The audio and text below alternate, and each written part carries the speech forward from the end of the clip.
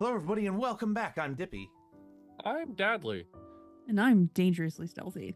And we're the Dapper Ds, the only show that believes that 5 seasons is worth a big-time movie deal. Come on, studio execs, where are you at?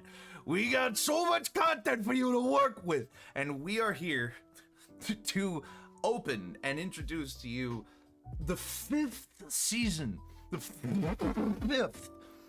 My God, 5 seasons of the Dapper Ds, and we're still going strong. Minus one of our core members. It's fine. Everything's fine. It's fine. Everything's fine.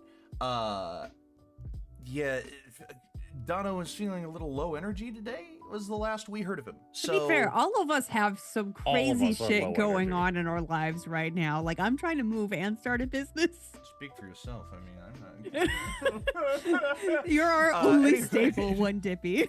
Anyway, today we are just going to bring you another Dapper discussion, the show within the show that talks about talking about stuff. And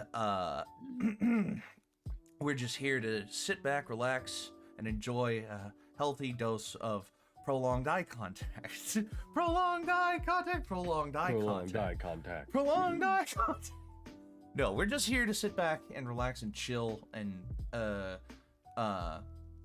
you know, just talk about stuff. Talk about our weekends or months, if it's been that long, and what we're going to be doing. But before we get into the episode proper, we have some returning sponsors, starting with W.GG.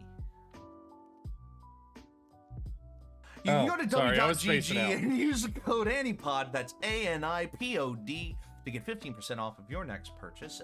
You can use W.GG's energy supplements so that you don't space out in the middle of recording an episode. Dadley. They have plenty of fun flavors available for you on their website. You can check them all out at W.GG. And as I said, you can use the code ANIpod, that's ANIpod, for 15% off of your next purchase, regardless of other sales and specials going on concurrently. There are collaborations with other, like, animes and shows and things like that. There are, hydro tubs for your hydration. There are cans for your convenience, for your convenience. They should use that. That new s'mores flavor finally back in stock, so I'm gonna be ordering it. They now. have a new s'mores flavor. So go check out W.GG so you have the energy to get through this podcast with us. There is also Harris Heller and StreamBeats.com right there above my head. You can check out StreamBeats.com, where Harris Heller, honestly, it's a placeholder website. It's been a placeholder website for a couple of months, a couple of years now, maybe. But you can still go to that website and you can download all of his music for free from the #1 DMCA free library for your streams and videos. You are currently listening to a new edition for Season 5. Well, it's not new for Harris Heller, but it's new for us. It is his lo-fi album, Ocularium. And I love the vibe so far. It will be, on as a constant presence in the background as we do our show, but you can get any of his music for yourself for free at StreamBeats.com. Thank you, Harris Heller, for being the music to our ears. Stick around to the end of the episode for the upcoming schedule of the ANIpod shows, and before we get into the episode, a little spiel. Give us a follow if you like what you see. Give us a subscription if you're feeling generous. A Prime subscription gives us the money and you the ad-free experience at no additional cost to you if you have an Amazon Prime account. You can give us a subscription on the YouTube channel to keep up with the VODs of all of our shows, past, present, and future. You can follow the link tree in the description of both the VOD and the stream to see all of our other fun stuff, like the Instagram to see updates when we go live, clips edited by Brett, memes made by Dono. You can go to the merch store, the Teespring merch store, to have a small piece of our channel with you. There's so much fun merch on there. We ought to come up with a new piece or two for we need something else. Dapper Ds. The Dapper Ds need some dedicated merch on that store. I mean, come on. Do we? Is there like the Dapper D's moon on? I think so. I think we have stickers. Possibly. And you can check out the Discord server where you can chat with us and all of your fellow ANIpod fans anytime you like. There is a book club that will be back at some point after the craziness. After I'm done moving. Yeah, after the craziness that is going on in our lovely server coordinator Stealthy's life, there will be a returning book club. So keep up with that in the server. I'm taking suggestions too. So contact Stealthy Chaos for more information about the bookworms. I will say, if you go see Project Hail Mary, we are more than willing to talk about that in the book club too. Oh my goodness! Because me and Stealthy are fucking pumped for this movie. 100%. And we appreciate anything you do to support the channel and support what we do here. Do what you can, not what you feel like you have to. But any financial support that you give us is more than appreciated. I've changed my tune. I've said for years now that, there are plenty of things that you can do for free, but I've come to realize that, if we're doing this this show alone, the Dapper Ds, for 3 hours every week, and and we love you guys. Pay us, please. Yeah, it helps us. It helps us to entertain you if you can financially support the show in whatever way you can. You're already paying for Amazon. Yes. You have a free Amazon Prime. Yeah, if you have Amazon Prime, you're already paying 100%. For it. Use it. Now, this is not me selling out. I'm still going to say do what you can, not what you feel like you have to. But I want $1. Yeah, you know what, Dadley, count me in on that too. Stealthy. Thanks, Stealthy, for $1 or 100 bits, aka $1. $1. So, there are still plenty of things you can do to support the channel without financial compensation, like following on Twitch and subscribing on YouTube for absolutely free to get all of the core content for absolutely free. You can also interact in the chat on Twitch and in the comments on YouTube to increase our analytics, and you can share the stream with your friends and family so that we have more opportunities to do more things for you. So thank you for watching, and if you support, thank you for supporting. But with that, let's hang out. So we welcome back our lovely friend and honorary Dapper D, Stealthy Chaos, aka Dangerously Stealthy. Hi, Stealthy. Hi, how's it going, guys? In the middle of what should hopefully be the last major relocation for a long time? At least 10 years. At least 10 years. So how's that been going for you? It's hopefully been, moving sucks. I'm not gonna lie, kids. Preach. So I have the joy of being able to get my house first and then take my time to go in and paint and then move all my stuff in from my current house to my new house, which makes life slightly more bearable. But it's kind of hectic, kind of crazy, because it's like, oh wait, I gotta do this little thing, like transfer my electricity over, figure out who my internet provider is. Oh, by the way, I have to do this before I go to Arizona in next month, probably. So it's a great time. It's great. On the other hand, the city that I'm moving to, I have found, has a dedicated TTRPG bar, like where you can go in and rent Oh. board games, but you can also rent a space if you don't have a space big enough for your Love it. TTRPG group to go to. So I'm so excited to go. Like, they're gonna get bored of me, or like they're gonna be like, please give us a break, leave us alone, because I'm gonna be there all the goddamn time. Yeah, build the community. Well, that's phenomenal. So I was excited about that. Oh hell yeah. As you should be, I would hope and assume.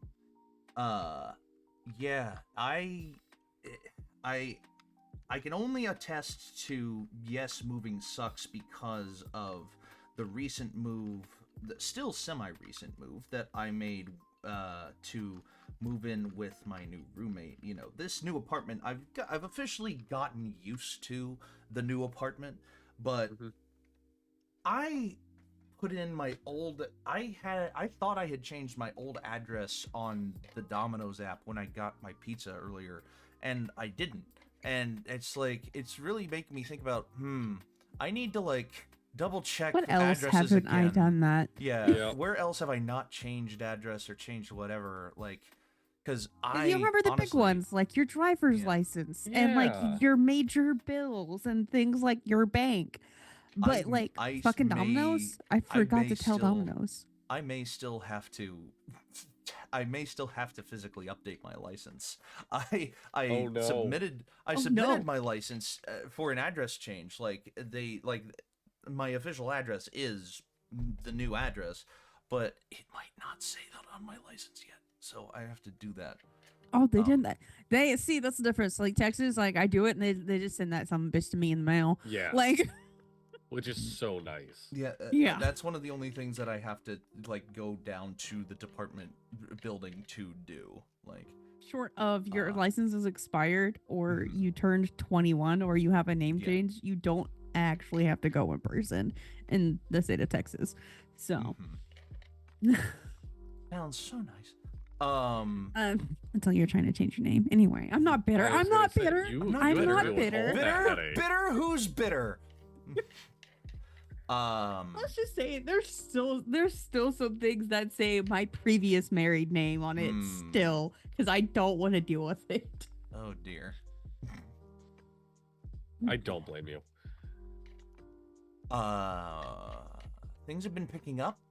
You know, it was very slow working for the past couple of months, especially with the ice storm and everything surrounding Mhm. that. But I've been picking up, you know, a couple more Rhino jobs recently, a couple more shifts at my regular work as well. I was at two shifts a week at Slim's. Now I'm at 3 shifts a week at Slim's. Hell yeah. Which, you Hell know, it should ideally be 4, maybe 5, but you know, they do what they have to do. Yeah. But my Rhino jobs have been kind of like not lessening in importance or cool factor, but they've definitely been lacking in what I thought I would be doing, you know, in year 2.5 or 1.5 or whatever. Yeah. July 2024. Yeah, it's coming into year 2 of working at Rhino. My last job that I did yesterday was a cheer and dance competition. And I learned a fun fact about working at a cheer and dance competition. You have to be individually certified by a board called the MDCA in order to work at or appear in the backstage area of a competition for cheer and dance. Okay. Because if you're not certified, if you are not certified by this board, hello Dragon Engineer, if you are not certified by this board, then you can be charged, and labeled as a sex offender if you do something wrong. I mean, okay. It nets out, you know, the MDCA nets out, you know, potential offenders and stuff through this process, obviously. But the really funny thing was my supervisor, who I will not share the name of, but it's funny Yes. nonetheless. My supervisor told me that he was certified by MDCA, so he could go in and check it out before we had to work. Yeah. And he said that he got certified and that they didn't care about his previous murder charge. Oh. Basically summing it up as, you didn't touch kids, you killed people. So we don't care. Like, and I had to laugh, and I thought, wow, it's a little fickle. A little, but like, Yeah. it's really funny because it's like, it shows you the different camps of Yes. people that are So just can like, I tell you something similar in that similar vein? By all So means. there's this really cool group. They are a biker club, Mhm. but they have national chapters all over the states. And Yes. basically what they go do is they will accompany kids who have been abused to their court appearances or do Yes. whatever Mhm. that kid needs to do. Like they'll do whatever the kid needs to make them feel Mhm. safe. So they can get through the whole process, right? So Absolutely. like there's some stories of like guys who like the kid was just so afraid that that person would show up to the house, so they just took turns sitting outside out of the house or Yep. in front of the house, or like showing up to the courtroom and sitting in the audience of the courtroom right behind the motherfucker while the kid was on the stand, so that way they're like they felt backed up, which is really Yes. cool. But it was the, you know, biker gangs have a certain connotation, arguably sometimes a well earned certain connotation. Yes. And again, the people who run these chapters in this group and who helps organize all of this are like, basically, as long as it's not a drug charge or a trafficking charge, Yeah. or a charge involving Yeah. children, Yeah. they just don't straight up, They don't give They a don't fuck. care. like, Yeah. they don't give a fuck. Because honestly, for those kids, they're like big bad biker dude is around giving me support. I mean, I would feel pretty confident as a kid. Mhm. Yeah. It was just really funny. Oh, he had to explain this because my family for a very long time was a foster family, so we had to explain that like if the kids we were fostering and everything going through this kind of experience, you know, if there's like suddenly big bad biker dudes kind of hanging out around our house, like we would be notified what's going on and why these guys are suddenly showing up to visitations and our house. And Yep. it was great. My Phenomenal. house, the safest house on the street for like 3 years. It was awesome. Love it. Very cool. But yeah, so we were doing this rhino job. We were doing this job. We were tearing down this stage and all this other stuff. And we were done at 12. But at 11, same supervisor, Yep. comes to me and apparently individually to other people. But he comes to us and he says, they've cut our fork operator. And we don't have a forklift long enough to accommodate the carts that we're supposed to load. Mhm. So we could not finish the job last night. There was an opportunity to come in today and work and do minimal work for a full paycheck, but I had to go to my chiropractor. Yeah. Yeah, I'm straight up like considering calling it quits with my chiropractor for the second time, you know. Like, not calling it quits like I don't want to do it, and it's Yeah. just that I can't. It's just that it gets in the way of other opportunities. It gets in the and it takes money out of my account that I really could be using for other things. And I was just while my children aren't here, they're not going to be in my house for spring break. They don't know this yet, but they're going down to Florida to see family. And I was just looking at, I'm like, how much will it cost if I just fly Dippy up to me for spring break? dude, More money than I have. wouldn't- Oh, fair enough. Oh, I mean, it would be very spur of the moment, but I did say I wanted to come up at some point this year. So if I had a little more time, then I could maybe arrange, like, you know, to fork over some more money to help you along in getting me up there. But like, yeah. Yeah, I would need a little more time and a little more money than I currently have. Yeah. So, no, not the end of the world. Yeah. Travis and I are sitting there going, so how do we get everybody back for my anniversary? Is that a thing? I don't know. We were like toying with it, but we're also like looking at opening our store like So we're I will literally do the same plan again of fly to Dippy, drive to Stealthy. Down. We would do it all again. Yeah. I'm sure we would. Because we're like, at this point, we're just like, we want to hang out with my friends in person. It'd be great. It would be very fun. So yeah. I've been sick for 2 weeks. That's why I have this nasty ass cough. Yeah, we missed you last week, bud. Yeah. We missed you for not Uno. I know. How'd that go? We didn't play Uno. What are you talking about? It went I know. fine. That's why I'm asking. Yeah. Okay. But in all seriousness, it was myself, Dono, my roommate, and Lee. And Lee. What's your roommate's D name? Duffons.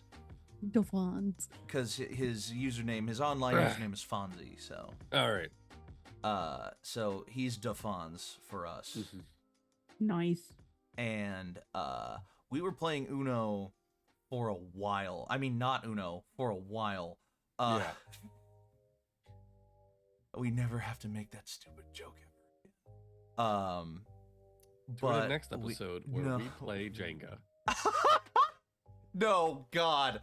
I don't even know how we would set up Jenga at the end of the year. I know exactly how we would set up Jenga at the end of the year. What are you talking about? What, we would finish season 5 by playing Dread or something like that? Oh, you forget, my dear, dear, sweet friends, that I married an architect. Oh. This is Jenga. This is how we do it. We build a Jenga tower, all of us, exactly, and then label the pieces. And then so like it's Dippy's turn, and Dippy's like, I'm removing 99, and all of us have to remove number 99. And like, no, we just play on tabletop simulator. Yeah. Because you don't need a 3D break to play on that. I brought up to Lee that not everybody had Tabletop Simulator, and Lee was like, I will buy Tabletop Simulator for whoever's missing it. And I'm like, I'll bring it up next time. So, yeah, whoever needs Tabletop Simulator for us to play tabletop games, yeah, I'll direct I was just going to buy it for myself, so. I'll direct Lee over to you, Deadly, but... Yeah, it was a fun time. Lee went on a tear. He won like 4 games in a row. I'm not surprised. He went on. Oh my goodness, no! It was like Dono won 3 of the first 4. I won the other 1 of those 4. Yeah. And then Lee won 4 in a row. Dono won the second to last, and then Fonz finally won 1 game. He was getting frustrated, which I was kind of hoping at least one of us would get majorly frustrated at an Uno episode. And he won the last game, and it was pretty poetic. Like, it was a pretty good time. That's awesome. Unironically, would want to play Uno with the people that did not get to play Uno in it for that final episode, but not anytime soon. None of us feel like streaming on the normal TTRPG streams, and we all just get together and stream us playing Uno. I still need to teach everyone else Enclave, so that can be the backup plan. Like, us 3, we know. I was about to say, us 3 know how to do we're it. Covered. We're covered. I ran Enclave. But you ran Enclave. You did. I need to make and another you did character. really well, by the way. Yeah. But I still need to teach Brett and Bright. I still need who else was it? I think Brett and Bright, and well, Dono already knows. Yeah, and Emily. I need to teach Brett, Bright, and Emily how to play Enclave. And there is a Speaking of which, sorry, speaking of Enclave, I'm really excited because I just got the email for the Kickstarter that the PDF's like almost freaking done, about to go out. Yeah, I'm excited about that. The Advent V2 PDF is available now. You have an email in the email that you pledged with from a source called Backer Kit, And if you fill out that survey you submit it, then you will get another email that says new online content available, and you can download the PDF after you fill out the Backer Kit survey. And I think the Backer Kit survey is also to pay for your shipping ahead of time. I've thought about this, of like, we've talked a lot about if Zog dies in Dippy's campaign. And recently... Tonal shift, all right. Oh, yes. yeah. No, I mean, kind of. Well, recently, I was like, how funny would it be if, like we're in big combat and whatnot, and then Zog dies, and then after this session, Dippy's like, everyone stay back, or everyone go but Dadley. And, like, Zog has his options of, like, you know, Umberly and this and that. And then, or there's a glowing button on the ground. And you could be an Enclave agent. And Zog continues to live as an Enclave agent. Just, like, in this weird moment of, like, Enclave keeps pulling him in, like, the moment before his last breath. Of just, oh, okay, I got one more. Okay. That's really compelling. It's very I compelling. know, right? Oh, that would be a little bit of a strange one, though. I have a confession to make. Yeah.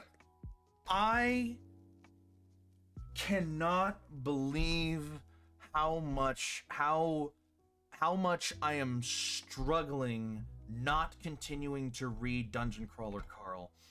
I went to a phone repair store so that I could get my charging port cleaned out, because it was okay. by the phone repair guy's own words, very dusty. AKA Okay. It needed to be cleaned a long time ago and I had never done it. Yeah. And so I said, well, I can't get back into my apartment without my phone, so where do I go? I was like, oh, I know, I'll go to Barnes & Noble. I'll pick out a book and I'll start reading it. And I saw on one of the tables at Barnes & Noble, Dungeon Crawler Carl, and I had seen it a couple of times. I'd seen it, once or twice or three times Yeah, you've heard before, me and and I was Stealthy like, gush about this book. I've heard you, yeah, exactly. So I was like, I have to be back at the phone repair store in an hour. I'll sit down with this book, I'll start reading it, see how far I get, and then I will go back in an hour. So I pick up this book and I start to read. Yeah. 7 chapters later, I re-zone back into my own mind. I literally, look up and around, where am I? Quite literally, where am I? And I look to a person next to me and I go, do you have the time? And she goes, yeah, it's 4:22. I had been reading Dungeon Crawler Carl for 80 uninterrupted minutes. Love it. I love it. And I couldn't buy it because my phone had my banking. Oh no. So I've been struggling to go without reading Dungeon Crawler Carl, but I need to find a time to actually because here's the thing. I have rarely, speaking of news, sorry if this is off topic, I'm planning to get my doctorate sometime in May, doing my defense with an August graduation. Whoa, fucking congratulations, Dragon Engineer. Congrats. That's awesome. Get my doctorate sometime in May. What is this doctorate going to be about, if I might ask? And I'll get back to you in a minute when you have an answer. But yeah, I was there, and let me tell you, the last time I got fully engrossed in reading a book, I could not put the book down engrossed, was the Hunger Games books when I was 12. 12 or 13 or whatever.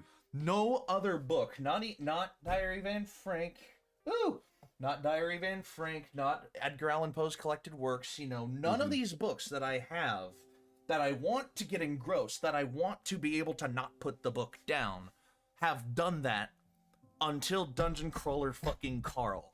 I couldn't believe it. It's just, I don't know. I need to go back sometime and buy it.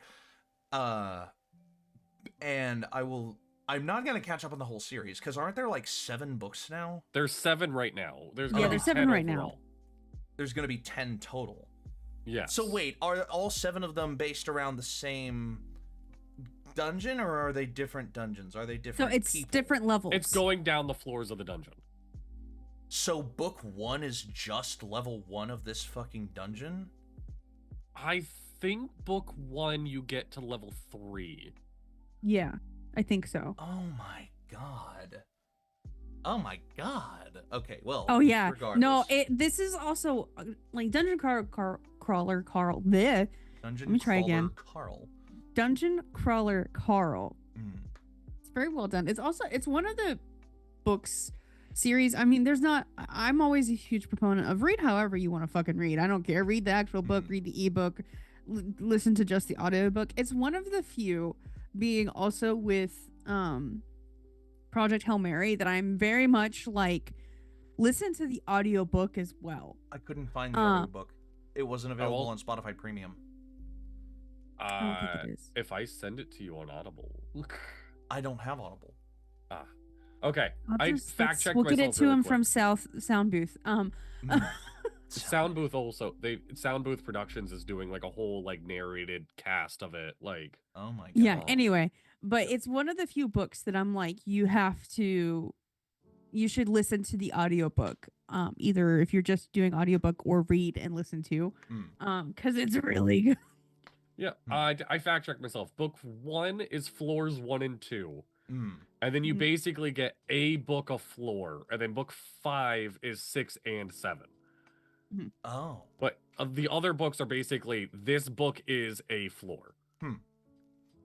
Oh, here we go. It's going to be in mechanical engineering. It is about the machining of a material called germanium. Oh, fun. Ooh, fascinating. Well, how about that? Well, we wish you much luck and success in that, Dragon Engineer. We're happy to have you as a regular viewer, and we wish you good tidings in your ventures. Maybe we can have you on for an episode to talk about that. Who knows? Anyway, but yeah, I cannot.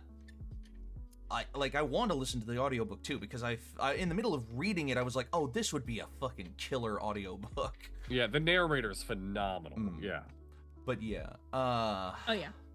I have been keeping up with the NFL scouting combine.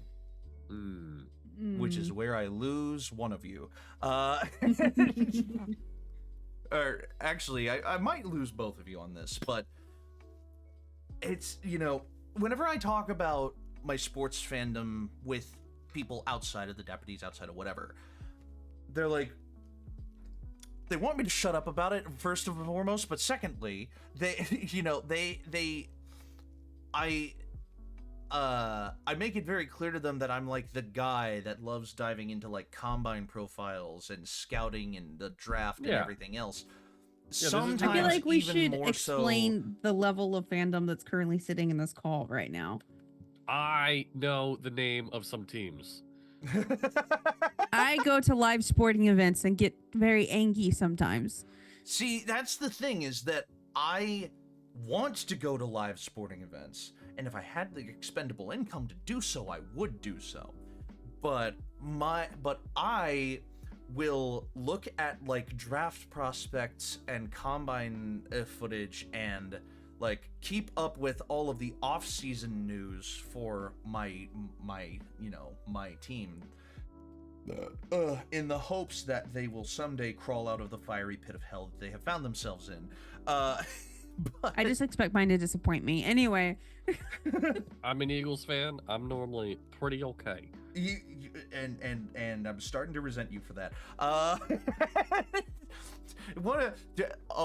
Buddy. Eagles suck. There's gonna be a day. See, that's the really funny thing, is that these two, their hometown teams are in the same, not only the same conference, but the same division. And I'm just and they hate each other's guts. Exactly. And I'm just out here on the sideline like, more than 3 wins, please. Like,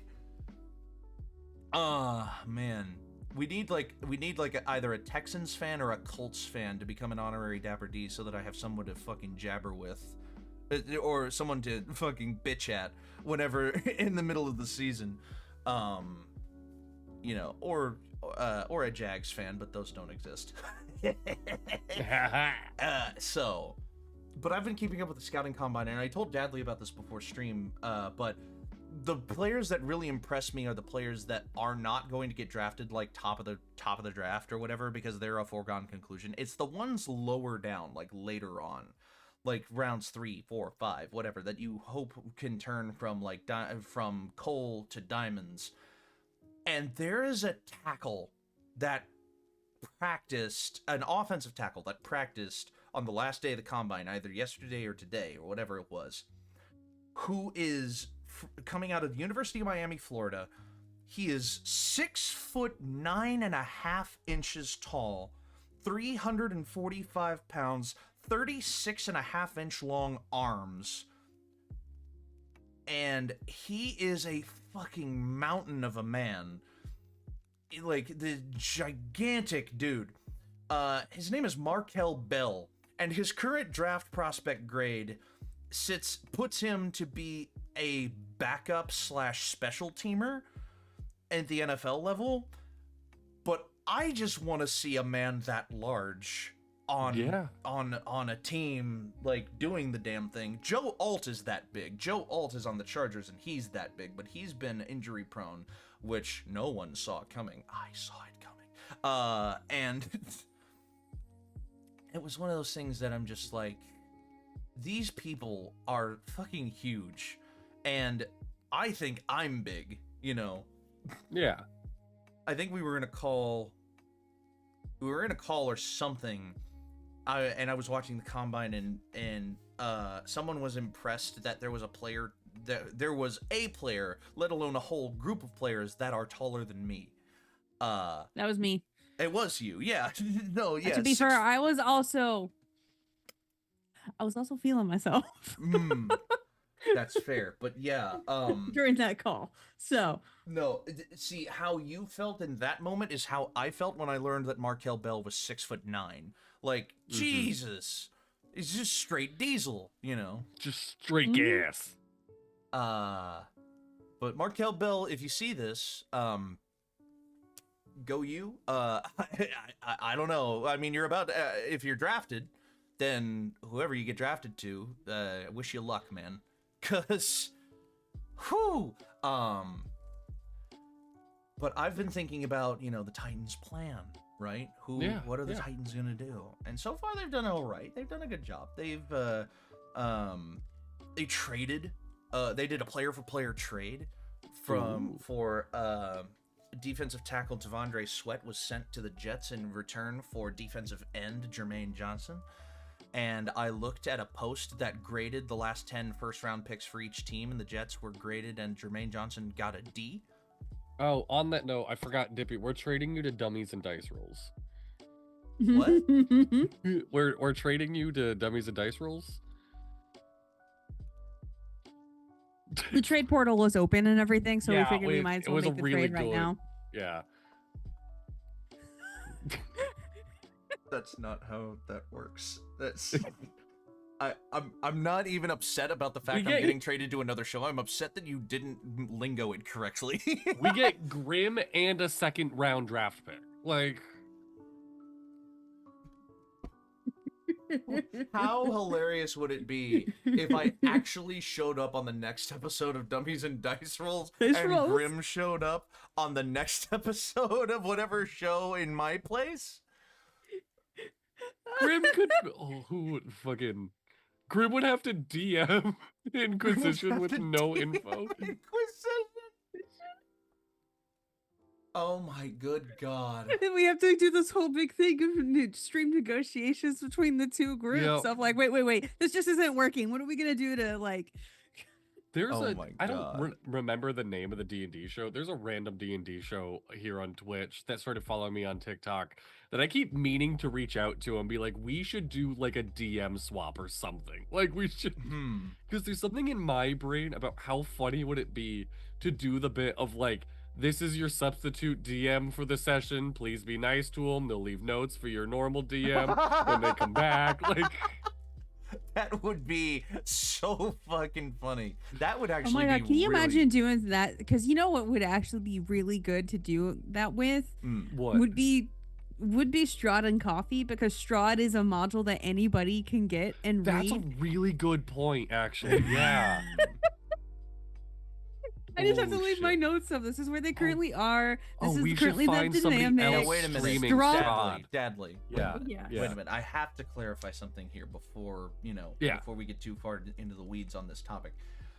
When you say some D&D show on Twitch, you're not talking about like Legends of Evantris or Critical Role. I'll look up their name right now, like, so I give them the credit where it's due. because last time you were like, oh, it's just some convention. You were talking about fucking Gen Con, and you shocked the hell out of all of us.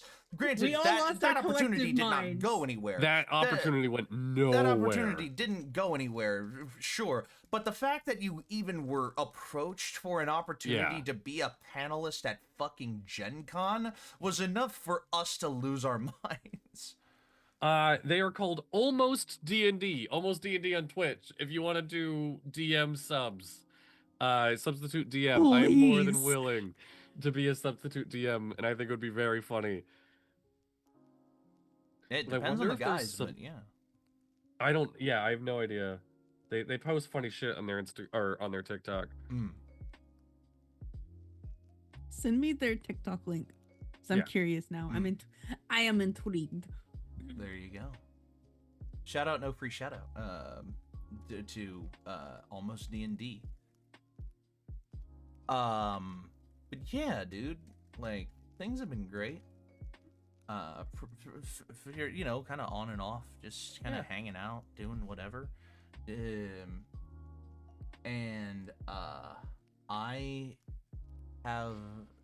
don't have much else to talk about. It's just kind of been dull. I've been picking up watching movies again. There was a hot minute that I was not watching any movies at all. I will obviously give my media recommendation later on. Well, maybe we'll see. But this has been. I've finally picked up watching movies semi-regularly again, and I have started going through some physical releases, and I'm going to do those. One physical release that I cannot wait to watch is I managed to find a copy of the ANImatrix on DVD. The ANImatrix? The ANImatrix, which is an anthology of like 9 animated shorts set within the universe of the Matrix. Yeah. Oh, shit. Okay. It was really good, actually. Like, if I remember, I haven't watched it in a long time, but it was actually really good, if I remember correctly. But the next movie that I'm going to watch is Green Book, which I've been meaning to find streaming somewhere, and it just isn't. So, I don't know. It's one of those things. But yeah. Anything else before we kind of, like, start transitioning over into recurring segments? I mean, we still have, like, 10 minutes before the break, but... going back to, like, media recommendations, Yeah, can I say, I am really mad at myself. Mhm. I could have got tickets to an early screening of Project Hail Mary, No shit.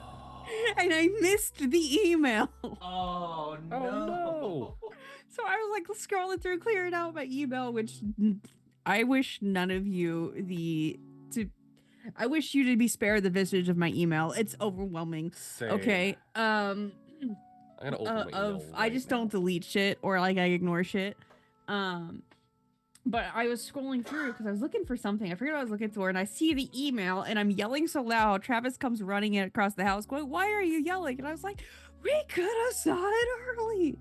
It's like, I have to, the depth of my love for Project Hail Mary. I was a little mad whenever they released the trailers. So if you're going to go watch this, do not watch any of the trailers or the teaser trailers or anything like that. What? Because you really need to go into it blind. No, the trailer gives away something that, like, I'm disappointed the trailer gives away. Really? Yeah. Well, it's a good thing I haven't been paying too much attention to those trailers. Great. Ignore it. Sure. It's a sci-fi movie. I wouldn't say it's a sci-fi mystery movie with maybe like a smidge of action. Not even really action, I guess a smidge of like thriller. Like, thriller. how is he gonna do it? Like, yeah. Kind of situation going on. But the short version is a guy wakes up on a ship with no memory of how he got there or what he's doing, and he has to figure it out.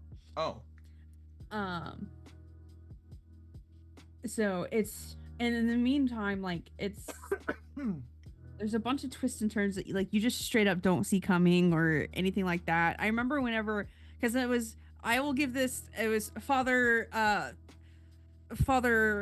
Stealthy and Mama Stealthy were the ones who recommended the book to me. Okay. And they were reading it at the same time. However, my dad and I read far faster than anyone else in our family. So my dad was already like done, like halfway done with the book whenever my mom was like still like a quarter in.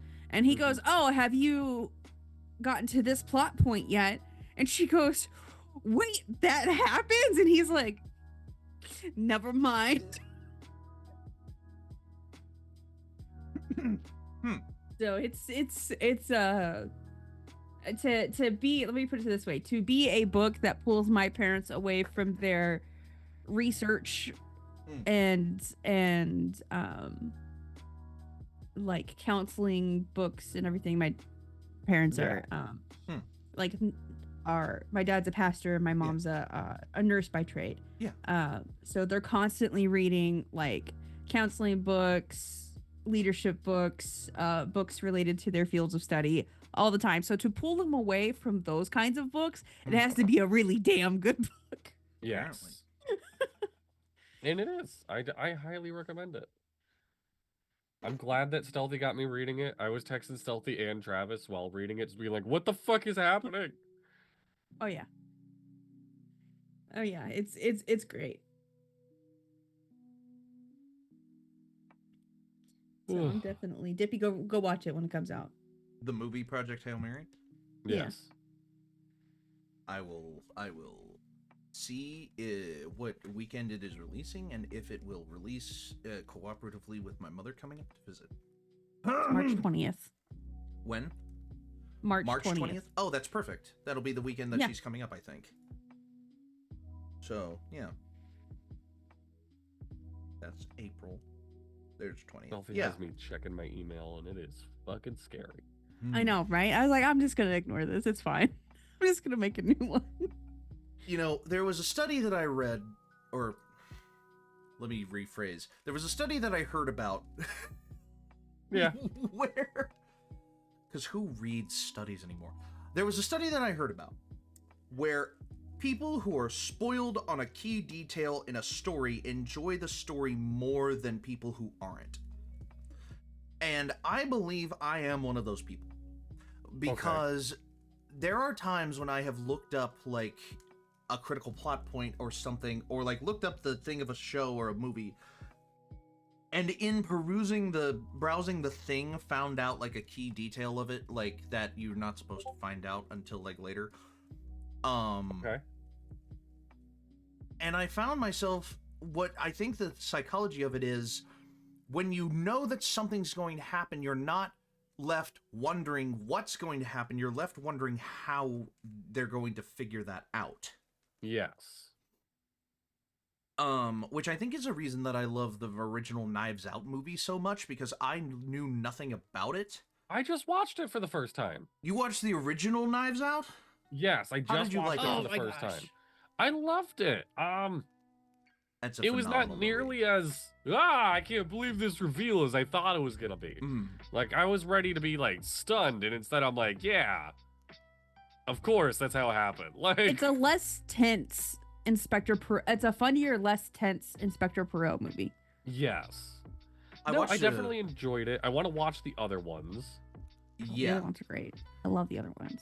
See, and that, I think, is the point of the Knives Out movies, is not that you're struggling to figure out what is happening or how it happened or whatever, but you're but it's the tension of, like, because I watched a video that made a bold proclamation that I now agree with.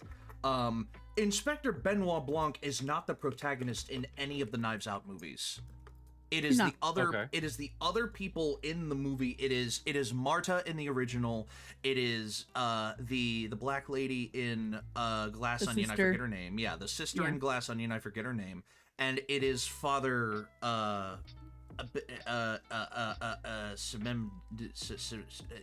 Wake whatever. Up Dead Man. Yeah. Yeah, and it The is priest and Wake Up Dead Man. Who are the protagonists, and Benoit Blanc is just along for the ride. He is the catalyst to make these characters go through their character arc, and I'm like, oh my god, you could not be more right about any statement made about a movie.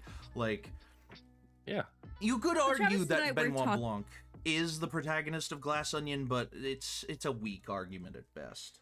So Benoit Blanc, in regards to the Knives Out movies, I want one of the Knives Out movies with Benoit Blanc to be something happens to Benoit Blanc, and it's the three protagonists from the other movies that have to use the skills that he taught them while helping them with their own stuff to find him.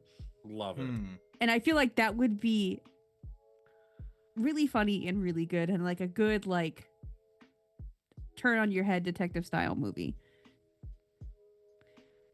Yeah, because it's always the detective that has to figure things out and everything, where it's the I'm gonna have to slightly disagree that would I that feels like it would be a little forced. That feels like it would be not a cliche, but it would be a trope that doesn't work for a Benoit Blanc movie, I don't think. I think right now there's a movie coming out in which sheep were read crime novels. The Sheep Detectives. I want to go see the Sheep Detectives so badly. what? So Stealthy's idea is less forced than that.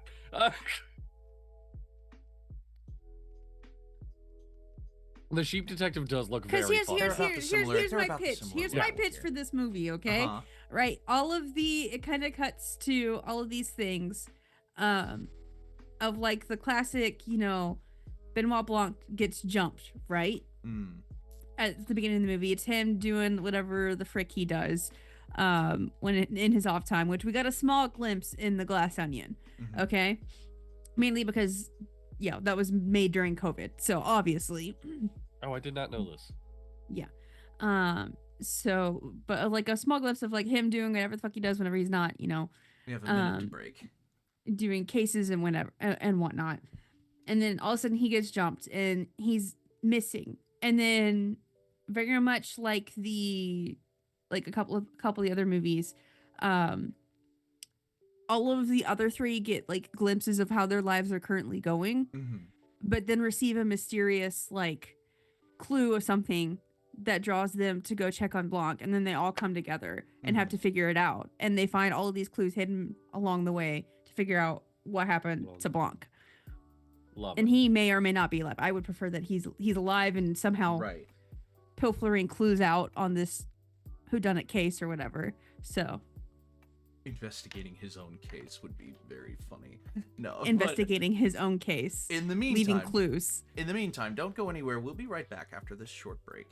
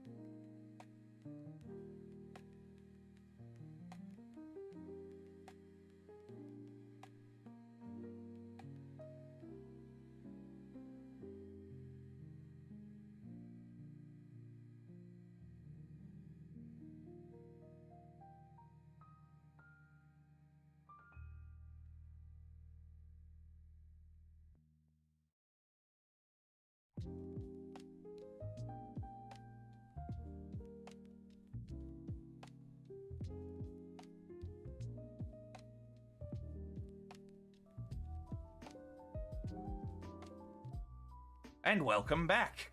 I'm Dadly. I'm Stealthy. No, it's just with and I'm Dippy. There you go.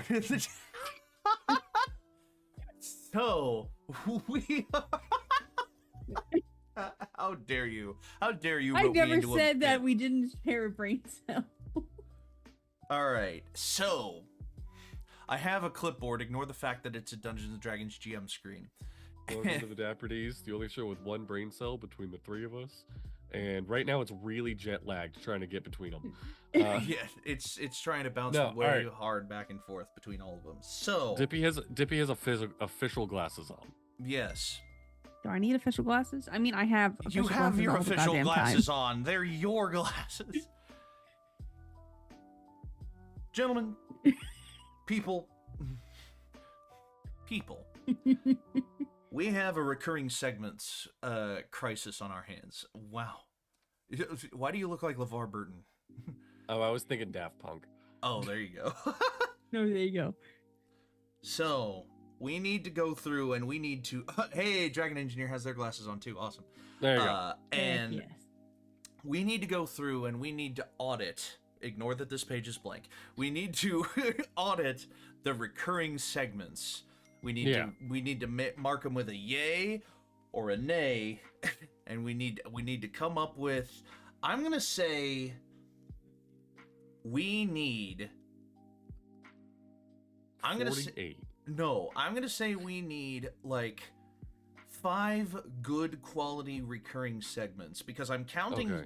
Because I'm counting certain other things, which I'll reveal closer to the end, obviously, as recurring segments, whether or not we continue to do them. But we're starting with the Dapper Debate Club. Oh God, that is still on the docket? We never officially said we were done with the Dapper Debate Club. We just had not come up with a Dapper Debate Club topic for a while. A Dapper Debate feels like it would be a really good episode at some point down the road. Not a reoccurring segment. Okay, Dapper Debate Club is out. Next, we have the Dapper Deal Breaker. All right, now this was mine. Mm-hmm. I love the Dapper Deal Breaker. Oh my God, how are these so hard to write? It takes a lot of time to come up with a Dapper Deal Breaker. Run out of a lot of ideas. I feel like that should be like a every once in a blue moon thing. Yes. If I come up with an idea, maybe we'll come back. We can table it. We can come back to it, once every 3 Dapper discussions or something like that. Yeah. Something cool like that.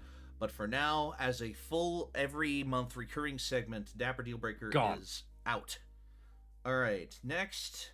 So that's 2 gone. Next we have the Dapper Draft. The Dapper Draft. Sorry. And I will say, as something that I came up with a long time ago, and one of my babies for this show, like it has been a pretty it's been a thing for a while.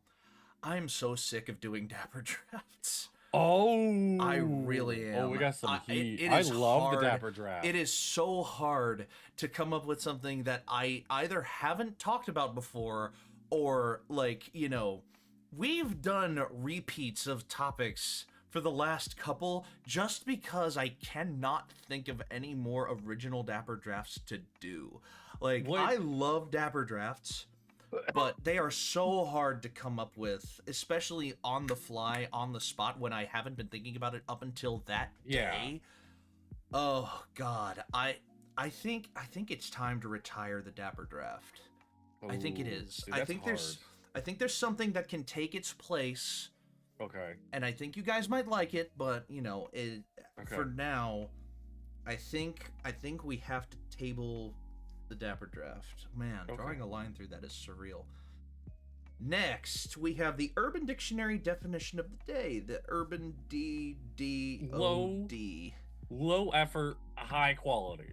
I love that. The Urban Dictionary definition of the day? Yeah. All right. So we're giving a yay to the Urban Dictionary definition of the day? All right. Definitely. Oh, yeah.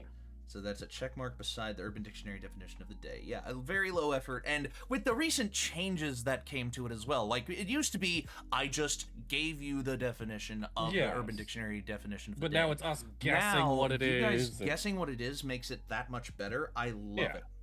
I'm glad you guys agree. I'm glad you guys think so. Next, we have... Oh gosh, we need again. This is an audit. I need the ideas that we've already used, kind of to bounce off. Like, I mean, magic items. We could just say is gone. D&D magic items.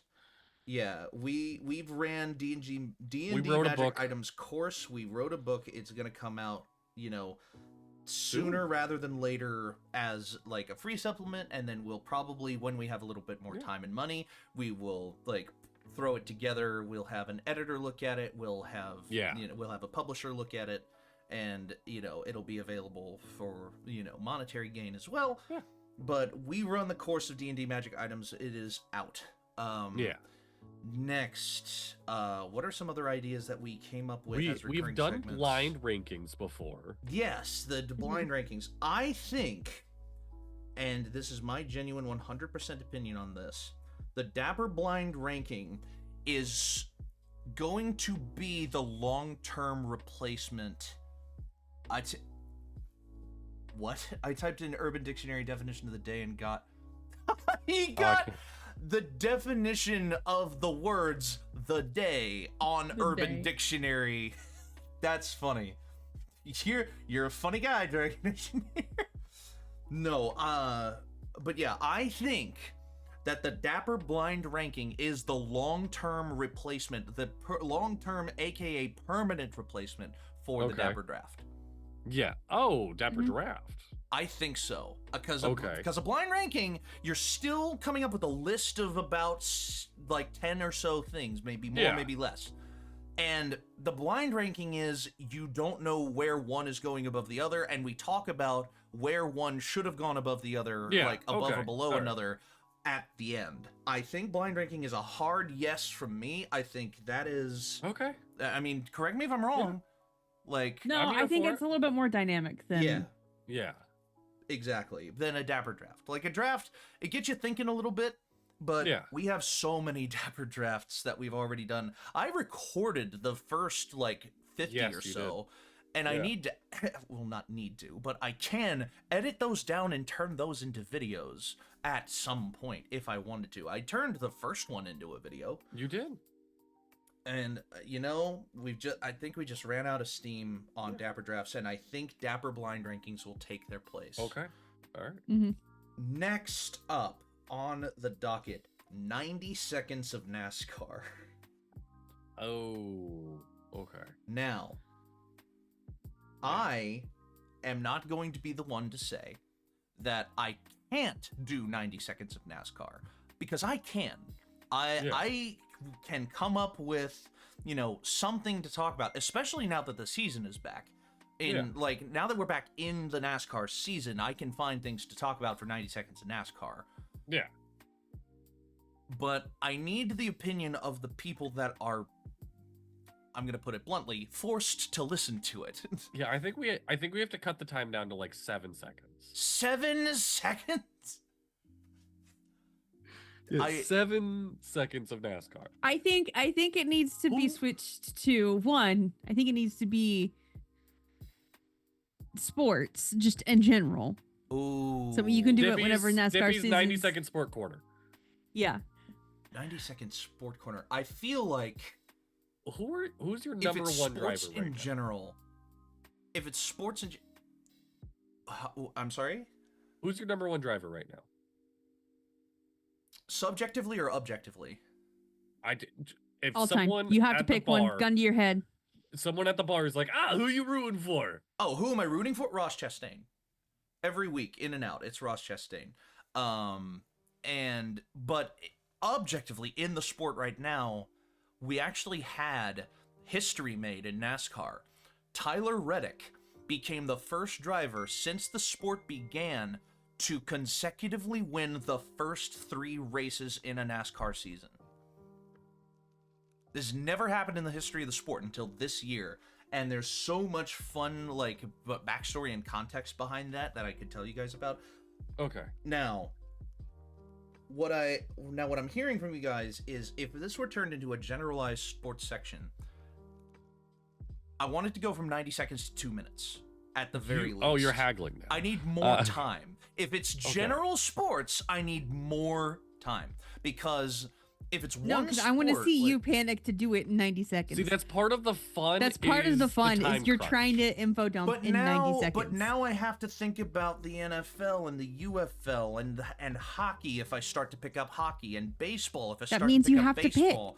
But it's like, but at that point, it would just be NASCAR. It would still be NASCAR. Like, I'm okay with just keeping the segment NASCAR, 90 seconds of NASCAR. Because let's be real, every Dapper discussion has 20 minutes of Dapper sports. That is also very fair.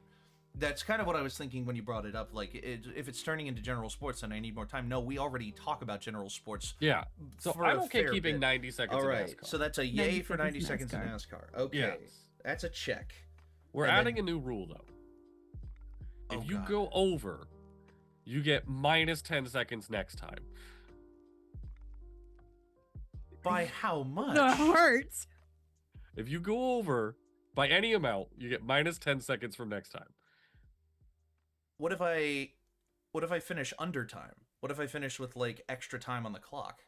Do I get rollover minutes? Do I get if I finish a segment? No. If I finish a segment under time, if I finish a segment under time, do I get rollover seconds?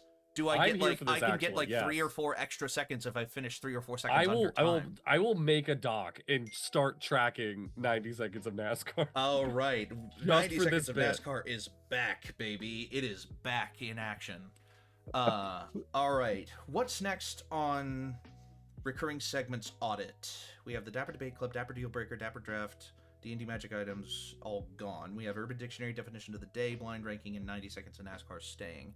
There were a couple of other like big segments that we tried, weren't there? There were like a couple that were like, it wasn't a deal breaker, it wasn't a draft, it was something else that we tried. If I look at the reoccurring segments right now, what the fuck is Think for Bits? Oh, thank you for bits. Thank you for the bits. Oh, that's just the channel in the server. That's no. That yeah. Thank you for the bits. Thank you for the bits. Oh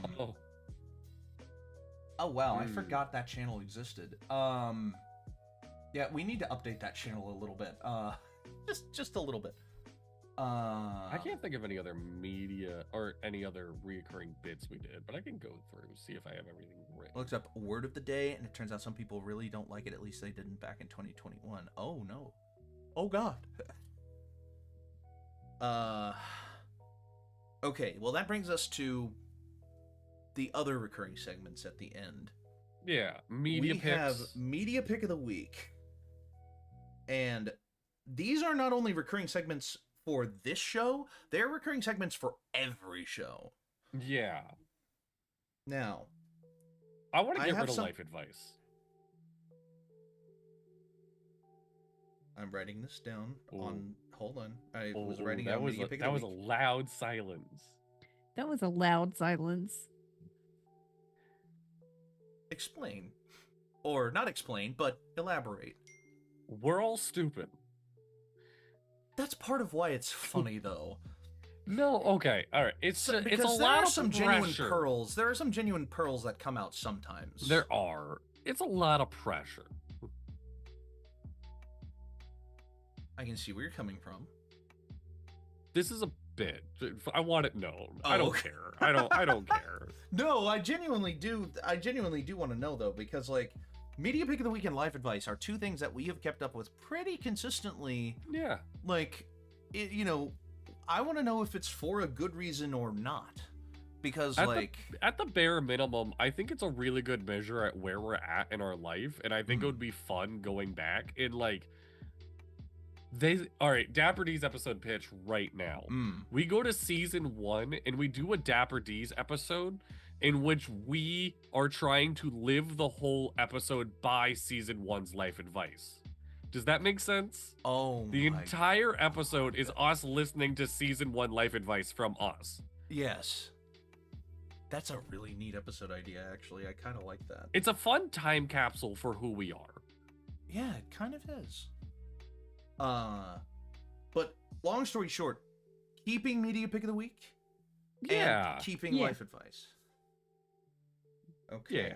I could have swore there were more recurring segments than this. Now, I mean, we've done What's in Dadley's Pocket. Can I be really honest with you? If that was a bit that you could keep up with, like, having a random thing in your pocket, like, and it's not the same thing, like, over and over, like, oh, it's pocket change and lint. If it were, like, you had, like, another pocket-sized thing each week, I would actually be so down to play What's in Dadley's Pocket. I mean, do you want to play it right now? Because I do have something in my pocket. You do? Okay. Yeah. What's WIDP? What's in Dadley's Pocket? It's getting a check mark from me. Yeah. Do you want any, like, questions or whatnot? Like, I think it's like a miniature version of 20 questions. We get like maybe 10 total, maybe 5 total.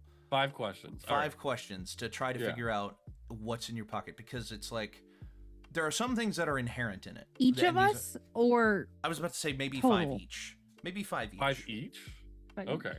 And the more people there are, the more questions there are. Yeah. But yeah, I think there are some things that are inherent. Like, these are not questions. These are just inherent observations. Okay. That obviously, it can't be above a certain size. Like, it's always going to be smaller than some amount of thing. You know, and it's sure? obviously... I can get a whole bottle of wine in one of my pockets. I can as well. That also depends on the pocket, I suppose. It depends on the pants. It depends on the pant in the pocket. In these pants, I cannot. In these pants, it is hand-sized. Like, my phone is actually a tight fit in these pants. Ooh. Interesting.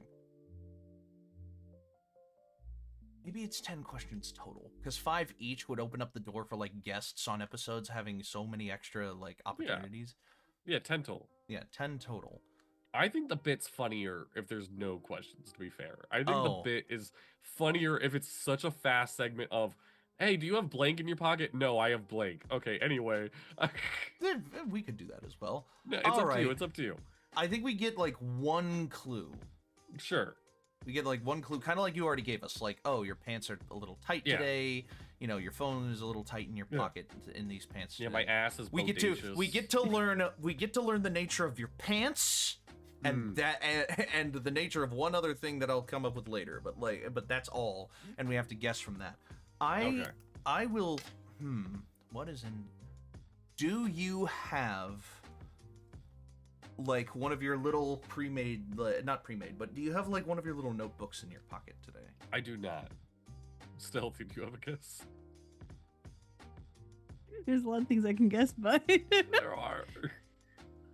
I was hoping for a question that would help me eliminate. You can ask a question if you want. Is it metallic? It's shiny. It's shiny? It's shiny. But not metallic. Do you have, like, one of the Pokemon coins? I do not. I have a Pop-Tart wrapper. So it is metallic. Is it metallic? It's metal. It's tinfoil. Is it? It's like aluminum foil. It's okay. Metal. I didn't know. It's shiny. Now, one final thing for the recurring segment audit. Oh, okay. One thing I'm noticing about all of these recurring segments, they are very minimal effort. They are. Do these become the recurring segments for every episode? God, no. I mean, the life advice and media pick of the week are still every episode. Those are every episode. Yeah, but, like, we're not doing, like, a smash to pass Pokemon and then really quick let's blind rank things. Like, that's fair. Now, to broaden that question a little bit, how many of these things could we theoretically do every week? Because the things we have a check mark on are Urban Dictionary definition of the day, a blind ranking, 90 seconds of NASCAR, media pick of the week, life advice, and what's in Dadley's pocket. That's those 6 are all things. doable. Those are all very doable. Yeah. The only one that sounds like a recurring podcast segment... Actually, I guess the Urban Dictionary definition of the day would probably be a recurring good podcast. Would be a good Yeah. podcast segment. So we have... But 90 Seconds in NASCAR, we could do that every week. That feels like very... Again, that feels like very podcast, though. That feels so out of left field for a lot of the episodes we do. That's very fair. Does What's in Dadley's Pocket come every week? No, it doesn't. It's okay that it's once a month. Okay, no, I gotcha. So yeah, so Media Pick of the Week and Life Advice continue to be recurring segments every episode, and then all the rest of these are monthly recurring segments on the Dapper discussion. Which leads us so swiftly right into actually doing those segments today. Yeah. We already did What's in Dadley's Pocket, which helps. But we have Urban Dictionary definition of the day, a blind ranking, 90 seconds in NASCAR, Media Pick of the Week, Life Advice, What's in Dadley's Pocket. All right, there you go. So, all right. I have pulled up urbandictionary.com, and your Urban Dictionary definition, or should I say definitions, I found that I've been doing multiple in recent segments, just to like kind of maybe stretch it out a little more. Yeah. But today, you are trying to find the definition for the following. Clout debt. Clout debt. Clout debt. That is when you leverage your house to get a Supreme hoodie. You put a mortgage on your home, and you're talking to your house like, house, I'm so sorry, but there's this new merch drop. I have to have it. And your house just like creaks and groans at you. It's just like... Yep. That's my idea of clout debt. Unfortunately, no, that is not the definition of clout debt in this case. Stealthy? Mine was, I'd be something similar. It's like saying the most random bullshit to land a baddie. You know? I have a Maserati, and then you hope they don't ask you to look at it. Oh. It's an interesting definition, but no, that is not the definition given here. All right, what do we got? Clout debt. It is when you...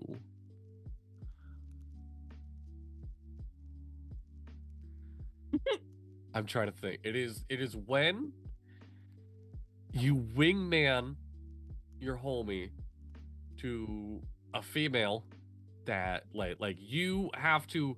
Oh God, how do I word this without being a sexist asshole? Fuck, I put myself in a hole. Keep in mind, let me this is rescue Urban you. Dictionary, so this is Urban Dictionary, you. so the definition might be somewhat sexist. It is when your homie wants the baddie, and somebody who may not be as baddie is in the way, so you go after her. Oh.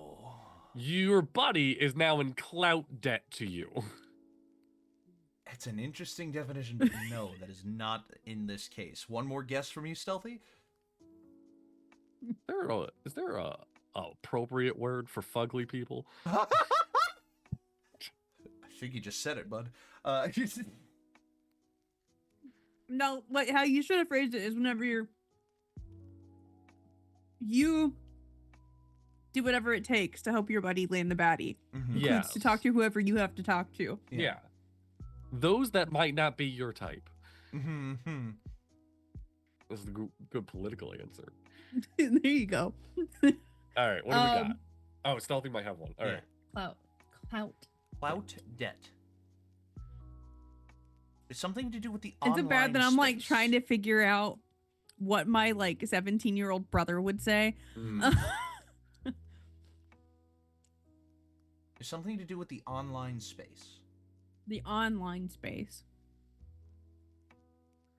When you spend so much money to have your Tinder profile picture be an NFT. And see, you say that, but like I know, like I had my friend set up my Bumble profile for me Oh. and everything. So like, He's like, hey, I landed a baddie though, so. You did. Travis is. Oh, what a man. I don't think we're getting there. Yeah, I don't think we're getting there. Clout debt, defined by A.D. Ridgeport on February 28th, 2026, not 3 days ago, is the pressure to continually produce content or opinions after gaining attention once. Oh. His so year every blew TikToker up, and on the now fifth he's planet. stuck in clout debt. That was me for a really long time. I can't lie. Like, I'll be totally real. Like, now, I say this with love. That was Dono when he realized showing his pecs on TikTok, people went nuts. There was like a solid 3 weeks that Dono was just posting real deep V videos. Oh, God. And I'm like, and they were fucking doing great. Oh, my God. Urban Dictionary does have waterfall available as a definition of the day today. Waterfall. I'm kind of scared, honestly. I can think of something real disgusting that I probably shouldn't say.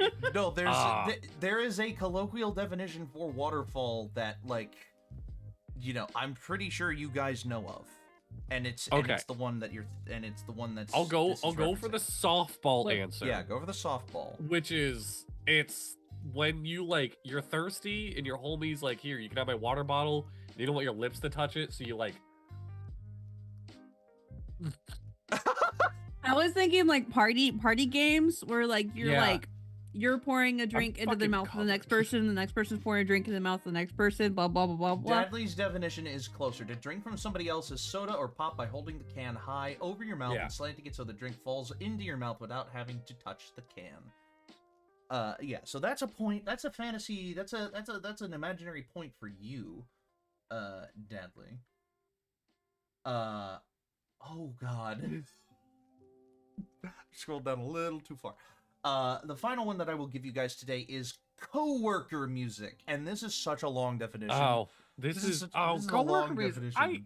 This is actually like a pet peeve of mine. This is just another word for people to yuck other people's yum.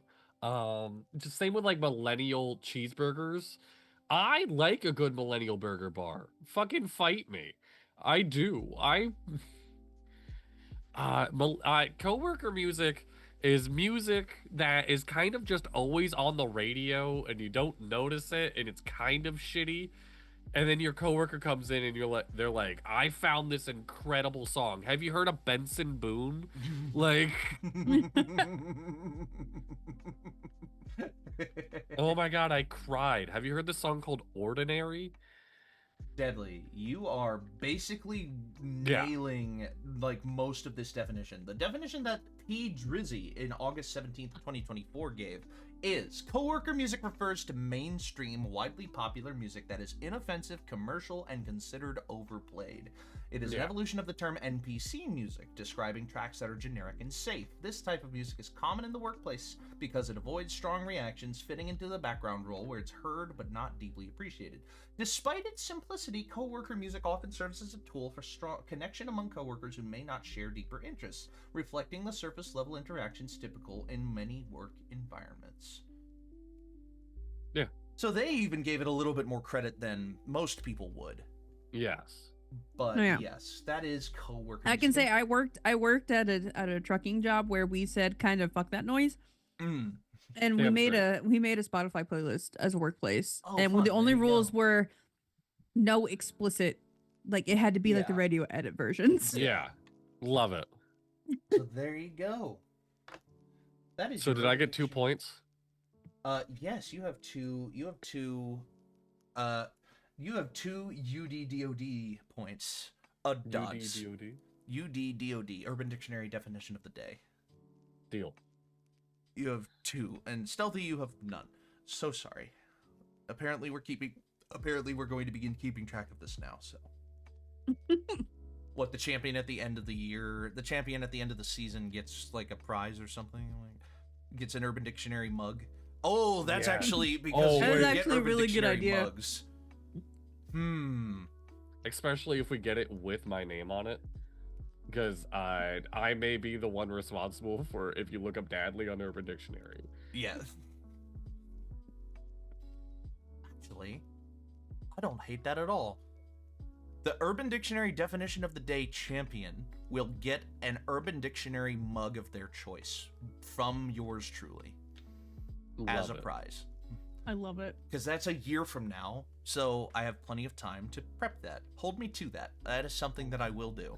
Where'd it go? I'm trying to do a bit. I'm trying to do something. It'll make it more competitive, too. Yeah. Give you actually an incentive to answer the question correctly instead of stupidly. I don't know what you're talking about. I don't know what you're talking about. So that brings us swiftly on to either 90 seconds of NASCAR or a blind ranking. I got 2 points. Do you like my edit job of having to splice 2 different photos of my office really quick? Why did you do that? What? Do you like my 2 Zoom names? What? I did a really bad job. but I got 2 points. Oh my god, Dadley. Yeah. I'm not proud of you. I hope you know that. There's no corner of my soul I would not give up for 2 points. No, there's no corner of my soul that I would not turn over to the world for 2 points. Yes. All right. You get another $1 for that. Oh, Stealthy with another Stealthy $1. with another $1. Thank you. There's my $1. Thank you. There's Dippy's $1. All right.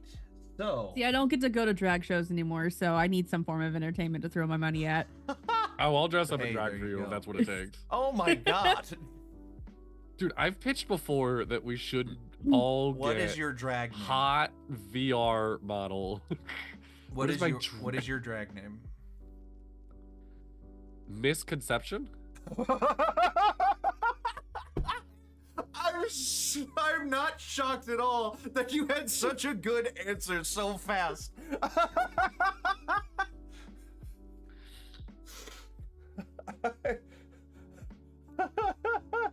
Yeah, definitely. Oh god.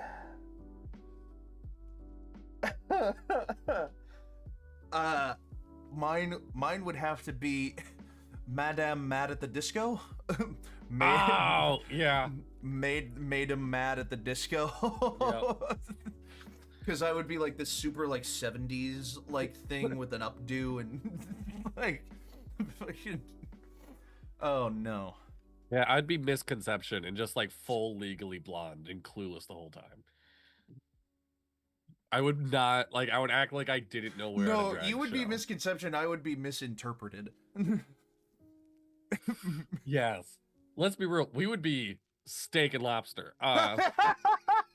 We would have to be Stealthy. Drag name. Just in time. Oh yeah, yeah, that's a good one.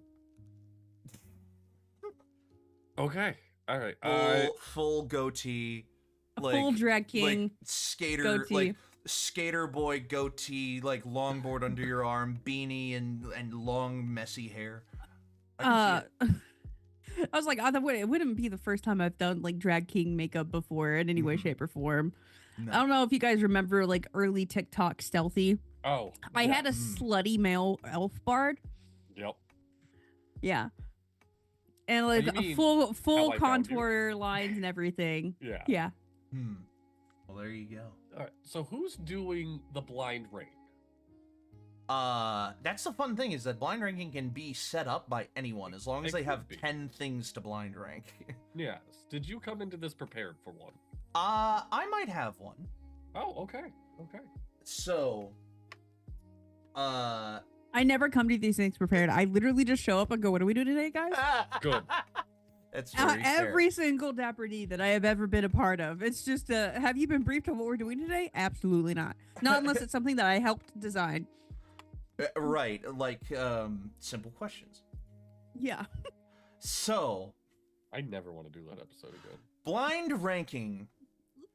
Actually, can we do 90 seconds of NASCAR first, because then sure. the blind ranking actually goes swiftly pretty much on from 90 seconds of NASCAR. All right, I'm setting up my clock right now. In a 3, in a 2, in a go.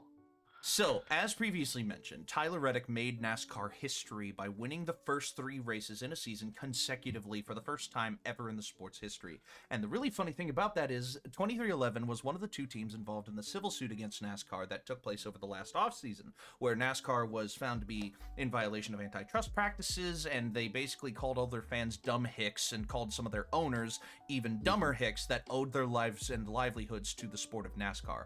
So 2311 winning the first 3 races of the year is really funny, because now Michael Jordan has a record in a sport he doesn't even play that he gets to hold on to forever because it's the first time it's ever happened.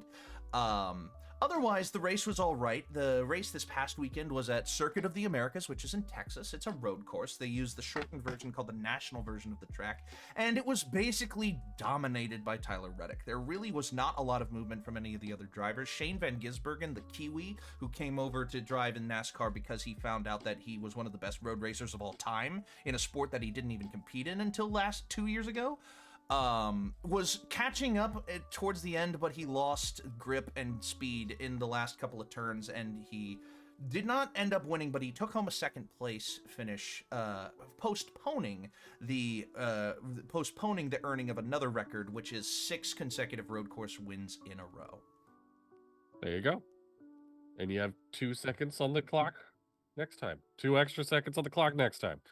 I get rollover seconds now. Which, for your blind ranking, NASCAR is fueled by sponsorships. Yeah. Mm-hmm. Sponsors on cars, sponsors on race names, sponsors on whatever. Yeah. So you are blind ranking the top 10 finishing sponsors at last week's race. At yesterday's race. Okay. Is this how well I think they did, or just how much I like this sponsor? This is just, you are purely blind ranking the sponsor itself. Okay. All right. Are me and Stealthy making the same list, or do we have our own? Do whatever you like. It's a blind ranking. We hadn't established anything up Stealthy, to this point. let's duke it out in one list. In one list? Okay. Yeah, you have to come to a consensus for one list. We'll have to, And that'll be how we do it every time. It'll be... setting the bar now, a blind ranking will be set up by one person, and the other 2 or other 3 are competing to consensus at one list. All right. Yeah. So, I'm going to go in a random order. I'm not going to go in finishing order, but you are ranking these sponsors by whatever metric you decide. Yes. Okay. So, first off, number 1, you have DeWalt Tools. DeWalt sucks. So, as I've been informed by my very cisgendered male husband, Yes. that a man comes into a point in his life where he must be sorted into the various houses of power tools. 100%, yeah. And of course, DeWalt is the Hufflepuff of power tools. Yeah. Yep. Yeah, Travis would be correct. And I'm gonna let you know, guess what my Hufflepuff of a husband has as his tools. Oh no, wait. Uh-oh. We were on the same track for so long. Oh, no. Does Travis use DeWalt? I also love that depending on the tools that you select, it also kind of lines up with the houses as well. Like, you can go with the Hufflepuff DeWalts. You could go with the Gryffindor Craftsman. You can do with the Ravenclaw Cobalts. Or the Slytherin, like the Ryobi. Fucking Harbor Ryobi Freight. Tools. Ryobi and Harbor Freight. Okay, so anyway, DeWalt tools. I was gonna put these at 8. Now that I know Travis uses them, do you want to put those at like an even 5? Like these will be the... What scale are we going on, my dude? I don't know. 1 You're to getting 10. 10. I don't know. You're getting 10. 1 to 10. Okay. Yeah. Again, it is up to you what you are blind ranking. I'm just giving you the objects that you are blind ranking. Typically, a blind ranking is 1 is best, top, and 10 is worst, bottom. Like, but you want to put these at an even 5? Yeah. Have this be kind of our benchmark. Yeah, I think so. All right. DeWalt at 5. Okay. So number 2, national debt relief. Oh God. Oh God. Um, No. are they good or bad? You have to find out. I don't know anything about this company. National debt relief is a they bargain with, or not bargain with, but they negotiate with creditors so that you end up paying less than what you owe on credit debts. But then you have to pay them. But then you pay them. So 6? I was gonna even put them lower because they like prey on people who don't know That's how to fair. fucking 9. read shit. So I You was want gonna to put put them it at 9? All right. Yeah. Okay, National national debt relief at 9. Debt relief. Okay. Number 3, HendrickCars.com. Just HendrickCars.com. Hendrick Cars. I'll save you a Google search. It's Hendrick Cars is the car dealership of the owner of Hendrick Motorsports, Rick Hendrick. Okay. Oh, okay. Yeah, They- no. Yeah.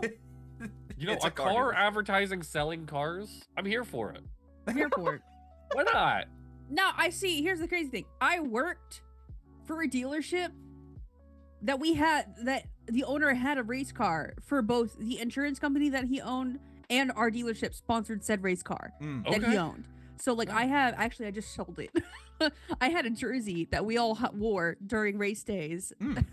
Like NASCAR, like an actual NASCAR, I don't know, I or think- like something else? I think it might have been like a smaller circuit, but I Sure, just sure. remember we had a car on Yeah. display for forever, fucking forever. All right, so You want where is to do Hendrick like Cars? a 3? Yeah. There's a car dealership 3? They're kind of predatory. Do you want to go lower? 7. 7. Okay, 7. All right. Y'all are keeping track. Yeah, I got a list. Number 4, Celsius energy drink. Fuck them shits. 8. What? I like a Whoa. good Celsius. You never had to deal with them. What do you mean? When I was logistics transportation Yes. a professional, Yeah. they were one of my clients. Okay. Oh, They were one of my clients in the middle of that whole thing where Celsius was poisoning the people who drank Yeah. them because of all the bullshit. oh, Yeah, And then I Celsius had to and White Claw transport- getting mixed up. Yeah, Celsius and White Claw getting mixed up. No. Then there was prior to that bullshit, right? So this is pre that bullshit. It's like the plastic that so aluminum cans, if you aren't aware, mhm. Yes. do have a plastic lining. People, Yeah. don't let people. Yeah. Anyway, moving on.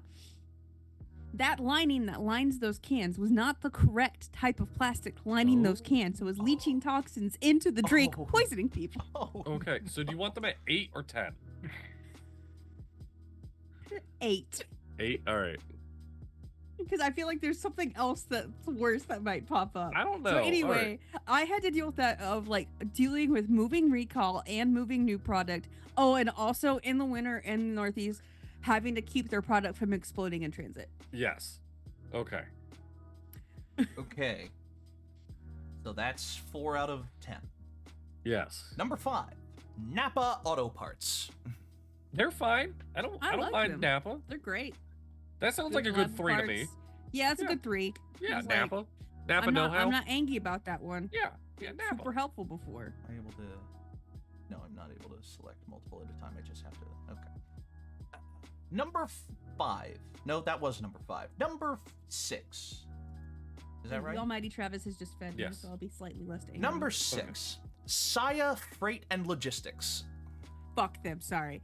Is this our 10? Is this our 10 still? Yes. It sounds like a sore spot. Saya. Freight and Freight Logistics. and logistics. S-A-I-A. Saya. Freight and Logistics. I'm gonna just put it to you this: anybody who's thinking about a career in logistics, don't work for a third-party logistics company. First off, second of all, only if you do have the misfortune of deciding to do this, only work for like the big ones like Schneider or C.H. Robinson, because Yeah. they actually know what you're doing, and you won't get calls at 3 a.m. saying that your truck's on fire. Oh my Um, god. Ironically, that happened to me twice. Oh no. Okay, we gotta really hope we start getting some good ones because we got 1, Number 2, 7. 4, and 6 left. Number 7. Pennzoil motor oil. Oh. Okay. I'm ambivalent. It works. 6? Sure. Yeah. All right. Oil, motor, oil. Number 8. Yeah. Cat's Coffee. It's K-A-T-Z. coffee? Cat's Coffee. I love coffee. It's coffee. Do you want to put that under number 1? Just lock in a good one? I'm just walking in at 1. Yeah, Cat's Coffee. I'm a fan of caffeine, okay? Yeah. Just Tiffy's gonna good be caffeine. like, Cat's Coffee. You know, that coffee company that they kill cats to make their coffee? All right. So where are you putting Cat's Coffee? Number 1. Okay. Number 9. Chumba Casino. What the fuck? Chumba? Chumba, like Chumbawamba. Chumba Casino. When Where I get is knocked that? down, I get up again at the casino. Yeah. Chumba Casino is Is it an online casino? I don't know. I think it's online only. Is it online only? Yeah, it's online. North it's America's online gambling. premier online social Yeah. casino. Okay, so yeah, Okay, so it's so an online Stealthy- casino then. Do you want online gambling at 2 or 4? probably put that at 4. Yeah.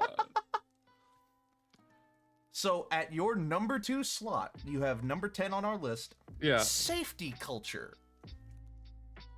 Sure. which Sure. is safety culture. I had to look up safety culture because I wasn't sure. Safety culture, a better way of working, a workplace operations platform. Give your frontline teams the tools, knowledge, and confidence to work safely, meet higher standards, and improve every day. You know, as long as we're not pissing off OSHA, I'm cool with it. Yeah. Trusted All by right. enterprises worldwide to streamline and drive operational excellence by companies such as Qantas, Toyota, Krispy Kreme Donuts, Marley I like Spoon, Krispy Kreme. Marriott, and Marriott Hotels. All right. So our We list. love a safe queen. Yeah, At so what 10. is your total list? At 10, we got Saya Freight and Logistics. 9, National Debt Relief. 8, Celsius. Energy drinks. Celsius energy drinks. 7, Hendrix Cars. 6, Penn's Oil Motor Oil. Pennzoil motor oil. 5, DeWalt, which still feels so accurate for that being the first thing on your list. 4, Chumba Casino. 3, Napa. 2, Safety Culture, and 1, Cat's Coffee. I was really hoping that you guys would save number 1, like, oh, the best one has to be last, and then I would have done Chumba Casino. Oh, God. No, the second I saw coffee, I'm like, we have a safe number 1. Let Oh, me yeah. look up Cat's Coffee, actually. Incredible coffee. Incredible coffee, man. Is it KATZ? K-A-T-Z, yes. Oh, Jesus. I know about their coffee. I'm a fan of In their coffee. Houston, Texas. Mm-hmm. There you go. It looks like lovely coffee. The car, let me see if it will, here you go.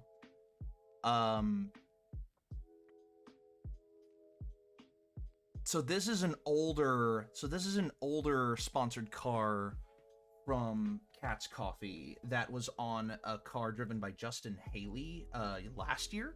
But Dude, that's fucking sick. that is essentially what the That's car sick, looked man. like for Michael McDowell when he drove it this year, and it's a pretty good sponsor. All right. Well, there we go. And the Pretty I like if decorative. the Mexican, if the Hispanic meat market isn't also sponsoring that car Yeah. again this year, I riot. Okay, I don't know.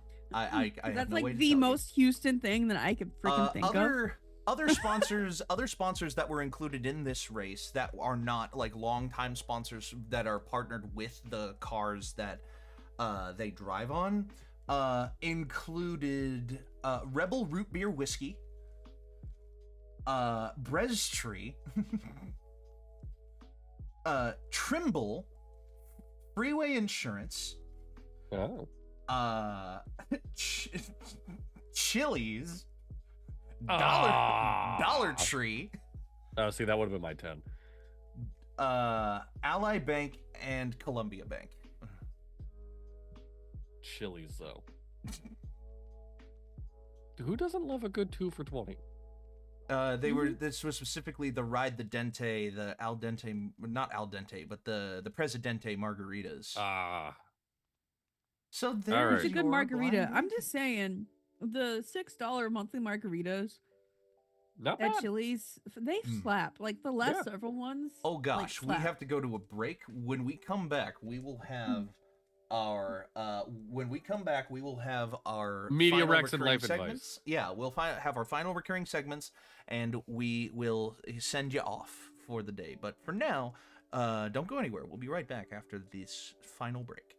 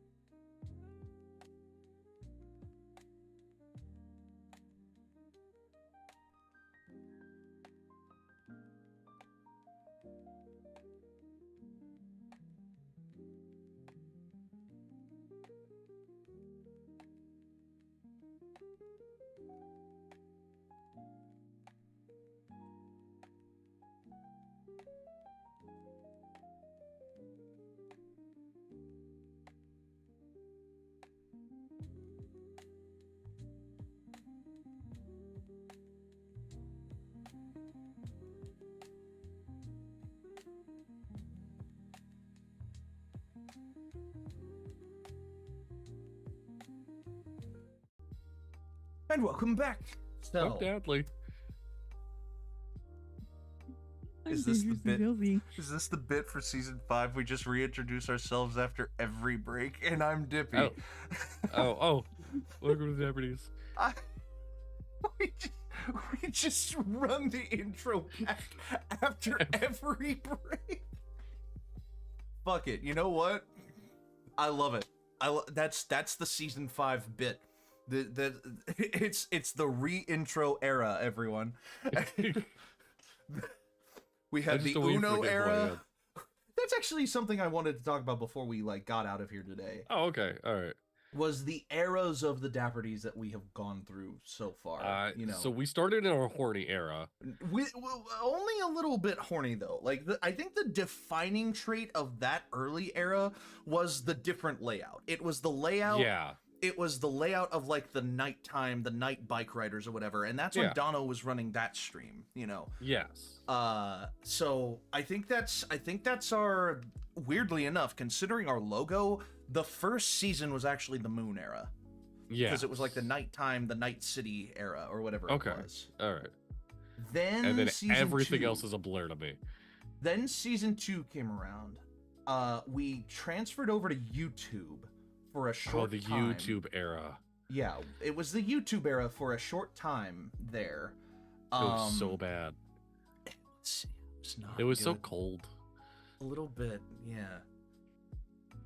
I'd come back, YouTube. If you offered me enough money, I'd come back. Yeah, money. Yeah.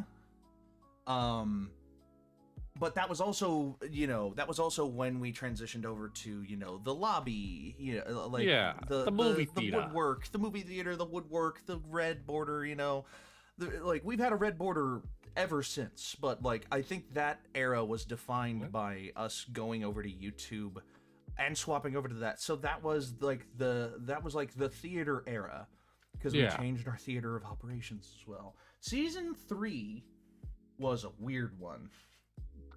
There wasn't really any defining thing for season 3, not that I can specifically remember. We had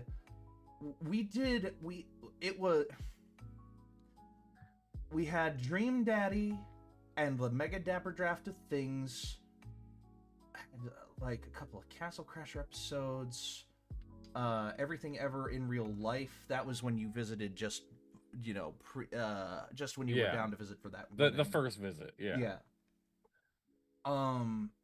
There wasn't really anything that defined that era specifically. There wasn't an inside joke. There wasn't a running gag.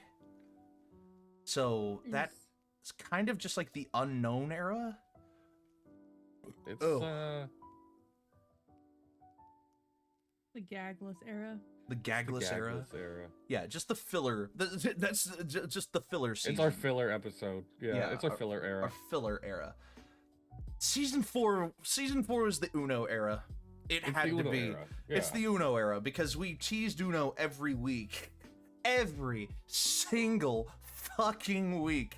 And never played it until the end. And at the end, we still didn't play Uno. We played not Uno. So season 5 is the era of the re-intro.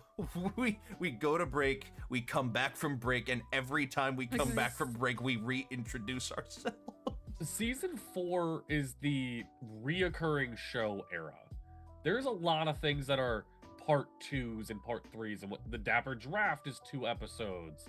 Dream Daddy's 6 episodes. Dapper Yellow is 3 episodes. We have a bunch of episodes of Saving Cats in this. This is the multi-episode era. The mini-series era. The mini-series era. There you go. Yeah, I actually really like that as a definer for that era. Lots of multi-part series, lots of part 2s, follow-ups to previous. Again, that could also still be filler episode era because they were just, there were less fully original ideas in that era.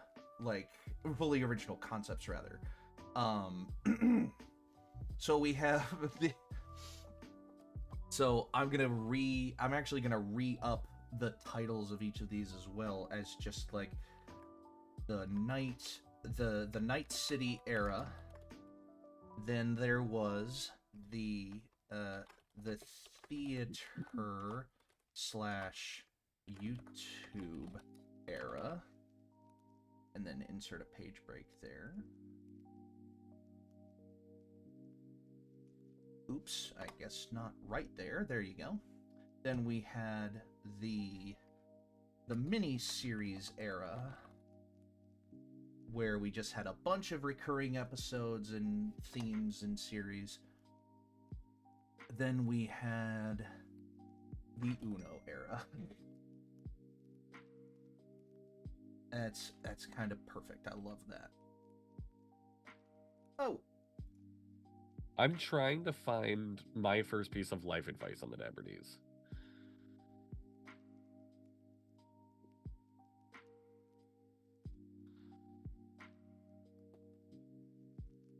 I don't think we were doing life advice in the original series is the thing. I think we started doing that in like season 2.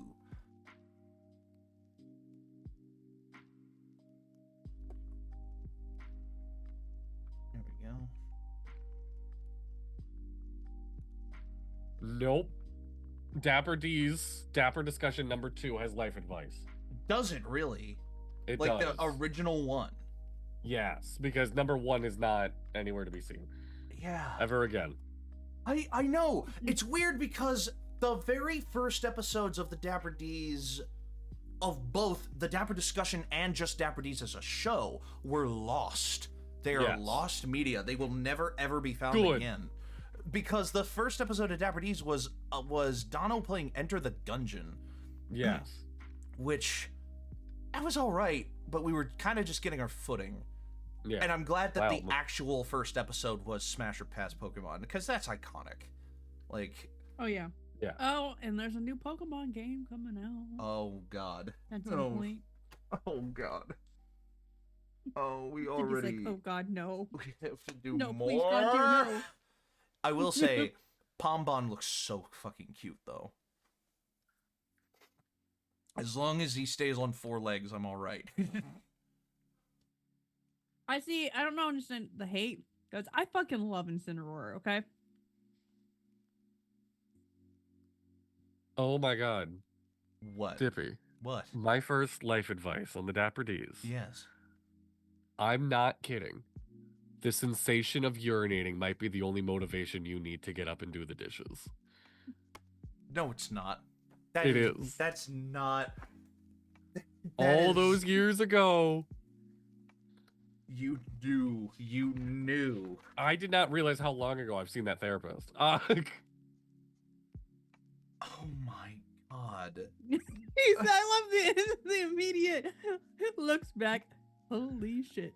No, that's my first life advice on the Dapper D, because we've been writing a stand-up bit for a while now. That's weird. This is actually going to be outdated in a couple of weeks. Ooh. Because the Titans are getting a new logo. I forgot about that. It's not necessarily a no-no. I'm actually happy that the new logo that they've shown, that has been leaked thus far, I'm actually super into. I think I've been slowly coming around to it. At first I was like, oh, it's too simple, it's not good enough. And then I was like, simple is really great most of the time, actually. The only new logo that I want is not Jerry Jones. Sorry. So this is, how many pages is that? 7 pages of stand-up material that I've co-written alongside Dadley and his stories. Some of these, a couple of these are my stories, but most of these are Dadley's stories that I have written down and I'm going to do stand-up of at some point.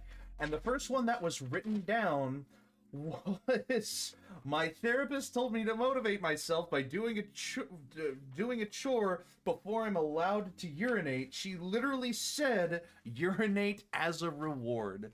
Yep. It was the first one that was written down. And my first Dapper D's life advice ever. That's spooky. That's funny. Oh. That's really funny. And it's also like, goddamn, everything has been friggin', we have just been a copy upon a copy of most everything in our lives.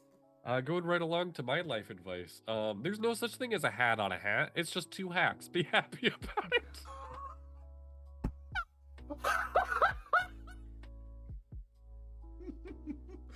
We normally do media recs first.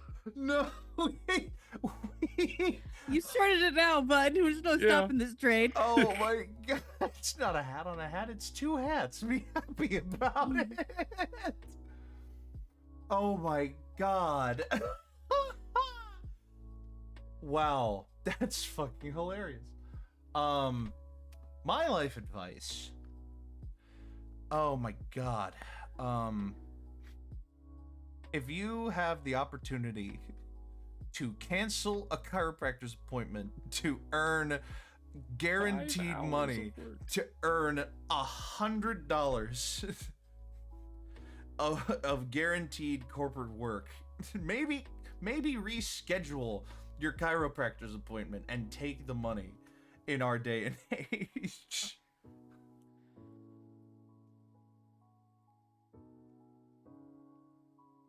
I feel like that just, that says a lot about our day and age. Anyway, moving on. Yeah.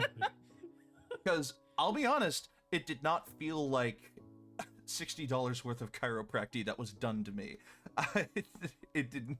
Chiropractic is so helpful, but you have to get used to the feeling. You have to get used to the feeling that what you're paying for is not a lot that compounds into a lot of relief. Like, oh gosh. Anyway, my life Stella? advice is, whenever your friend texts you going, "Hey, bitch, I know you're only slightly live yet. You want a drink?" Say yes. Yeah. Say yes. It doesn't matter what time of day is or what said drink is. Say yes. Yeah. Because your friends are always the ones who know that when shit is going on, and more often than not, you need a drink. Whether that's a fucking coffee or a fucking margarita. Yeah. Mm. And my media pick. Oh man, I have two I have to pick from. I have to go to the server, the AniNation Discord server. That Stealthy runs and is fantastic. Yeah. Dapper suggestion. All right. Mumford & Sons dropped a new album. That's not my media pick, but I just want it known. I just want people to understand that. That's important to me. But, you know what else is important to me? It's hard to get people to listen to screamy, yelly, I'm whining about my life kind of music. If you've ever sat back and been like, Screamo is not for me, go try it once. Because Motionless in Black, is it Motionless in Black?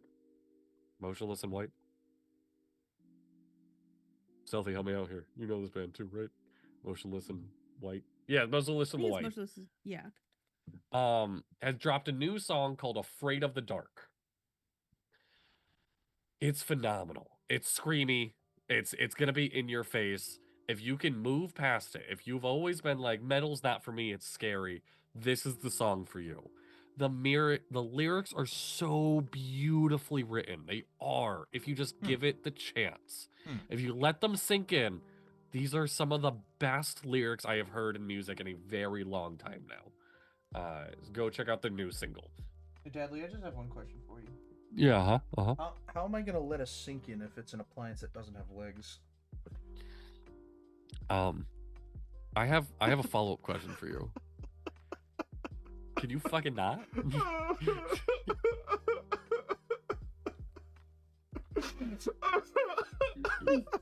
I genuinely almost started crying there. I felt so bad. My body was in cold pain. out there. My body was in pain. Stealthy, you have a media pick for us, for the lovely viewers. Really, it's I've been really into cozy books here lately. Like, I love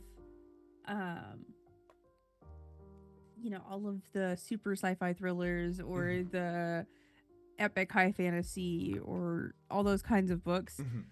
But like, my life is stressful as fuck right now. So I need a cozy no thinking, escape. It can be a rom-com, or it could just be something cute and cozy. Um, right now it's the book Dating and Dragons Oh by my god, I Christy keep seeing Boyce. this every time I go to Dating and BAM. Dragons? Yeah, Dating and Dragons. Is it cute? Is it worth the pickup? I think it is. I mean, it's not that deep, Author? but Yeah. that's That's what I not what wanted. you're looking for when you get it. Yeah. Like, because I'm in between books right now. Yeah, it's like that's good. Then there's like another series, and it's like a whole book series, but like each book, it's like revolves around some type of like bakery or coffee shop or whatever. But it's like I've seen the pumpkin spice whatever. That's also really good and cozy. Yeah. Generally there's some type of rom-com, but it's fucking adorable. So Yeah, I've seen those around a lot lately. yeah. And above board, I think that says a lot about the people who read nowadays. Is like the world's so crazy that we're all collectively as readers are like, no, we want some cozy shit. Yeah. Yeah, we need some cozy shit. I've been thinking a lot about how coziness is kind of lacking in the tabletop space right now, and I've been like trying to wrap my brain around like, what does cozy D&D look like? So, just food for thought while I'm out here. All right, Dippy. Not me going to go write a And I cozy already wrote one-shot. this down in the Dapper suggestions in the server, but my recommendation for, as you know, I typically recommend a movie, and that's not going to change today. But my recommendation today is going to be the movie A Beautiful Mind from 2001. Ooh. This is a movie starring Russell Crowe as John Nash, a Nobel Prize-winning mathematician who was also a schizophrenic. And this movie is about him dealing with schizophrenia by initially, and this is back in the 1950s and 60s, and eventually it catches up to his life in 1994 or whatever, when he accepted his Nobel Prize. But at the beginning of the movie, you don't really suspect any like mental shenanigans going on. And then the reveal happens, and that's like, oh, the twist happened. The movie's about to be over. And you look, and there's still more than half of the movie left. John Nash combated his schizophrenia by learning to identify what were illusions and hallucinations and simply ignoring them. Because the work that he did with the other aspects of his schizophrenic mind, the parts that saw patterns, the parts that saw, the parts that recognized labels and natural occurrences of things, were what made him win his Nobel Prize. Yep. He is one of the smartest men ever, probably. And it is honestly, this movie is a love letter to a brilliant man. Russell Crowe does a great job as John Nash, and there are parts in this movie where you're like, oh my god. Like, because at a certain point, you don't know what's an illusion and what's not, but after it's revealed, it's like, oh my god. And then it pretty clearly shows what is a delusion and what's not. And you just have to be like, John, what is John gonna do about this?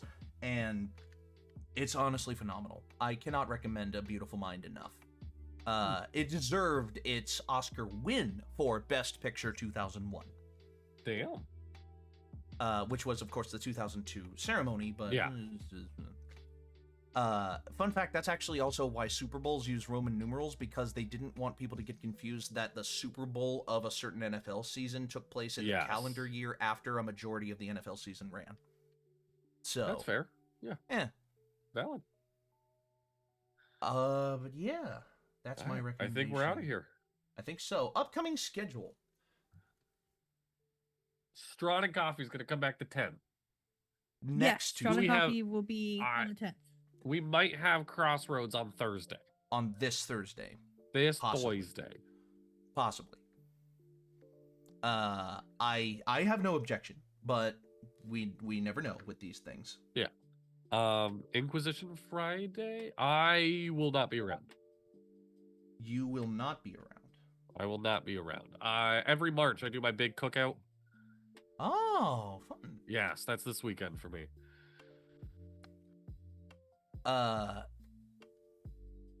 Don't know about other if humans. we're running Inquisition this Friday, we see 23rd of, or no, yeah, we might not. We'll see. We'll see who's around. If we're only While missing you're one, thinking about again, it, pose the question right now. Do it right now. Because we always say that we're gonna do it and then we never do it.